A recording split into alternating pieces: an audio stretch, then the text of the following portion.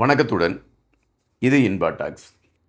அதாவது தமிழர் தாயகத்தை மையப்படுத்திய அரசியல் களம் என்பது எப்பொழுதுமே ஒரு எதிர்பார்ப்பை கொடுக்கக்கூடியது என்பதை விட மக்களை பொறுத்த மட்டில் நமக்கான ஒரு தளம் அமையுமா என்கின்ற ஏக்கத்தோடு பயணிக்கக்கூடிய ஒரு களமாகத்தான் தமிழர் தாயகத்தை மையப்படுத்திய அரசியல் களம் இருக்கின்றது. அனுரா அவர்கள் ஆட்சி பீடத்தில் ஏறிய பின்பு பல செய்திகள் நம்மால் பெற முடிகின்றது. குறிப்பாக தேசிய கட்சிகளுக்கு தமிழர் பகுதியில் வாக்குகள் இதுவரை விழுந்ததில்லை. ஆனால் அனுரா அவர்களுக்கு 3 இருக்கைகள் கிடைத்தன. அப்படி என்றால் தமிழர் பகுதியில் மக்கள் தேசிய கட்சி ஒன்று ஆட்சிக்கு வர வேண்டும் என்று விரும்புகின்றதா, அல்லது இந்த தேசிய கட்சி தான் தமிழர்களுக்கான தீர்வை கொண்டு வரக்கூடிய களத்தை எடுக்கும் என்கின்ற நம்பிக்கை இருக்கிறதா என்ற கேள்வி அப்பொழுதே எழுப்பப்பட்டது. அனுரா அவர்களுடைய ஆட்சி பீடம் தமிழர்களுக்கான ஆட்சி பீடமா என்றால், சிங்களர்களை பொறுத்தமட்டில் புலம்பெயர்ந்த தமிழர்களிடம் பணங்களை பெற்றுக்கொண்டு அனுரா அவர்களுடைய ஆட்சி மன்றம் தமிழர்களுக்கு சலுகைகள் செய்து கொண்டிருக்கிறது என்ற ஒரு கருத்தை பதிவிடுகிறார்கள். ஆனால் இந்த கட்சி ஆட்சிக்கு ஏறிய பின்பு தமிழர்களுடைய காணிகள் சில விடுவிக்கப்பட்டிருக்கின்றன. தமிழர்களுக்கு விதிக்கப்பட்டிருந்த சில நெருக்கடிகள் முறியடிக்கப்பட்டிருக்கின்றன. எனவே இது ஒரு மாற்றமாக பார்க்கக்கூடிய ஒரு களமாகத்தான் இருக்கிறது. ஆனால் ஒட்டுமொத்தமாக தமிழர்களுக்கான விடிவு கிடைத்து விட்டதா, அதற்கான தீர்வை நோக்கி இந்த அரசு முன்னேறி கொண்டு இருக்கிறதா என்ற கேள்வியை வைக்கின்ற பொழுது அதற்கான விடைகள் என்னவோ அது ஒரு தெளிவில்லாத விடைகளாகத்தான் இருக்கின்றன. அனுரா அவர்கள் ஆட்சிக்கு வந்த பின்பு தமிழர் பகுதியில், அதாவது குறிப்பாக இலங்கையில் மாகாண தேர்தலை நடத்துவதற்கான ஒரு களத்தை எடுப்போம் என்று வாக்குறுதி கொடுத்தார். ஆனால் ஒரு கட்டத்தில் பொருளாதார விடயத்தில் மிகப்பெரிய வீழ்ச்சியை சந்தித்திருக்கக்கூடிய காரணத்தினால் தற்பொழுது உள்ள சூழலில் மாகாண தேர்தல் நடத்த முடியாத ஒரு களமாக இருக்கிறது. எனவே மாகாண தேர்தலை 1 வருடம் கழித்து நடத்துவதற்கான ஒரு களத்தை அரசு எடுக்கும் என்று அறிவித்தார். எனவே எல்லா கட்சிகளுக்கும் ஒரு தேடல் இருக்கிறது. கண்டிப்பாக மாகாண தேர்தல் நடைபெறும், நம் மக்களுக்கான களத்தில் நாம் நிற்கலாம் என்கின்ற நம்பிக்கை எல்லோரிடமும் இருக்கிறது. ஆனால் மாகாண தேர்தல் நடைபெறுமா என்பது பெருங்கேள்வியாகவும் இருக்கிறது என்று பலரும் குறிப்பிடுகிறார்கள். மாகாண தேர்தல் நடத்தப்பட வேண்டும் என்பதை மையப்படுத்தி தான் தமிழர் தாயகத்தில் இயங்கிக் கொண்டிருக்கக்கூடிய கட்சியை சார்ந்த தலைவர்கள் தமிழகத்திற்கு சென்று அதற்கு ஒரு அழுத்தம் கொடுக்க வேண்டும் என்கின்ற நிலைப்பாட்டை எடுத்த களங்களை நம்மால் பார்க்க முடிகின்றது.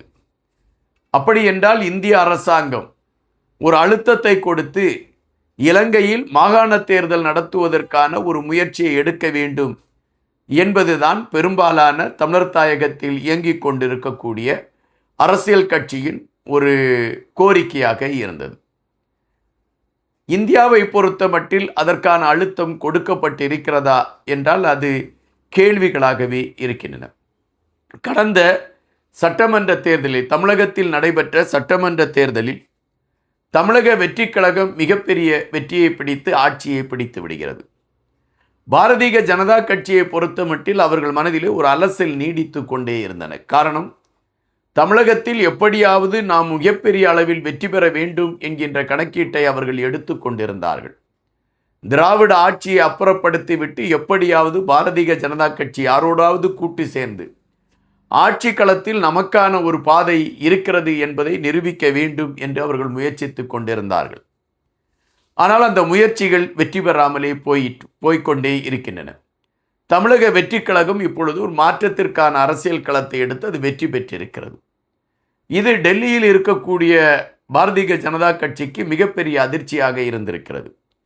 எப்படி தமிழக வெற்றி கழகம் வெற்றி பெற்றது என்கின்றதற்கான ஒரு ஆய்வை அவர்கள் மேற்கொள்கிறார்கள். அந்த ஆய்வில் விஜய் அவர்களுக்கு இருந்த செல்வாக்கு இந்த வெற்றியை ஈட்டி இருக்கிறது என்ற ஒரு செய்தி பதிவாகிறது.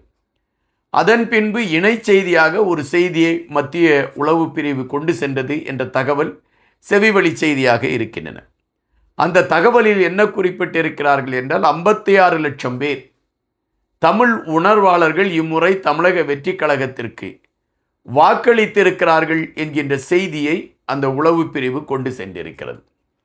அப்படி என்றால் தமிழகத்தில் நாம் அதிக வாக்குகளை பெற வேண்டும் என்றால் தமிழ் சார்ந்த விடயங்களை முன்னிலைப்படுத்திய கருத்துக்களை நாம் எடுத்து வைக்க வேண்டும் என்ற ஒரு எண்ணப்பாடை தேசிய கட்சி எடுக்க வேண்டிய களத்தை எடுக்கிறது.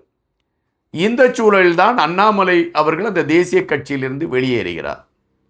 இது அண்ணாமலை அவர் அந்த கட்சியின் மீது கொண்ட ஒரு வெறுப்பின் காரணமாக வெளியேறி இருக்கிறார் என்று எடுத்துக்கொள்ளலாமா, அல்லது திட்டமிட்டு பாரதிய ஜனதா கட்சி அண்ணாமலையை வெளியே அனுப்பி இளைஞர்கள் மற்றும் 50 வயதிற்கு கீழ் உள்ளவர்களை எல்லாம் அவருக்கு பின் திரளச் செய்து ஒட்டுமொத்தமாக தமிழகத்தில் ஆட்சி தங்கள் கையில் இருக்க வேண்டும் என்கின்ற நிலைப்பாட்டை எடுப்பதற்கான முயற்சிகளை எடுத்திருக்கிறதா என்ற கேள்விகள் எழும்பாமல் இல்லை.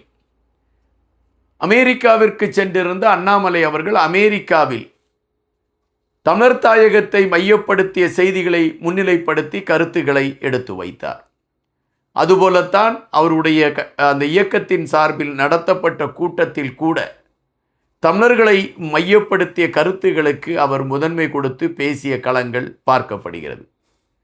அப்படி என்றால் இப்பொழுது அண்ணாமலை அவர்கள் தமிழர்களுடைய பிரச்சனையை மையப்படுத்தி தனக்கான அடையாளத்தை தேடிக்கொள்வதற்கான ஒரு களத்தை எடுப்பதற்கு அவர் முன் வந்து விட்டாரா என்ற கேள்வி எழும்பாமல் இல்லை. எனவே இப்பொழுது உள்ள சூழலில் பாரதிய ஜனதா கட்சியை பொறுத்தமட்டில் 2031 தமிழகத்தில் நடைபெற இருக்கக்கூடிய சட்டமன்ற தேர்தலில் தங்களுடைய பங்கு அதிகமாக இருக்க வேண்டும் என்ற விருப்பத்தின் அடிப்படையில்தான் அண்ணாமலையை அவர்கள் கொம்பு சீவி விட்டிருக்கிறார்களா என்ற கேள்வி எழும்புகின்றன. இவைகள் ஒருபுறம் இருந்தால் கூட தமிழர் பிரச்சனைக்காக டெல்லியில் பேசக்கூடிய தலைமைகளாக யார் இருக்கிறார் என்று பார்த்தால் இப்பொழுது பெரும்பாலானவர் சொல்லக்கூடிய கருத்து ஒன்றுதான், தமிழக வெற்றி கழகத்தின் தலைவராக இருக்கக்கூடிய விஜய் அவர்களால் மட்டும்தான் அது சாத்தியப்படும் என்று குறிப்பிடுகின்றார்கள். இந்த சூழலில்தான் தமிழர் தாயகத்தை சார்ந்த நாடாளுமன்ற உறுப்பினர்கள் தமிழகத்தில் வந்து தங்களுக்கான குறைகளை தீர்ப்பதற்கான களங்களை நீங்கள் உருவாக்கி தர வேண்டும் என்ற கோரிக்கையை வைத்திருக்கிறார்கள். ஐயா கஜேந்திரகுமார் பொன்னம்பலம் அவர்கள் வந்தார்கள், வைத்தியர் அர்ஜுனா வந்தார்கள், ஸ்ரீதரன் அவர்கள் வந்தார்கள் என இப்போ பலர் தமிழர் தாயகத்தை மையப்படுத்திய செய்திகளை எடுத்துக்கொண்டு வந்து பேசக்கூடிய களங்களை பார்க்க முடிகின்றது. அப்படி என்றால் தமிழர் தாயகத்தை மையப்படுத்திய அரசியல் களத்தில் ஒரு மாற்றத்திற்கான தளத்தை உருவாக்குவதில் இந்தியாவிற்கு முதலிடம் இருக்கிறது என்பதைத்தான் நாம் பார்க்க வேண்டியதிருக்கிறது. இந்தியா அதற்கான கதவுகளை திறக்குமா திறக்காதா என்கின்ற கேள்வி எழும்புகின்ற அதே வேளையில் தமிழக முதலமைச்சராக இருக்கக்கூடிய விஜய் அவர்கள் இந்த பிரச்சனையில் நேரடியாக தலையிட வேண்டும் என்கின்ற ஒரு கோரிக்கை தமிழர் தாயகத்திலிருந்து எடுத்து வைக்கப்பட்டிருக்கிறது என்பதை நாம் இங்கு பதிவு செய்ய வேண்டியதாக இருக்கிறது. நன்றியுடன் இன்பா.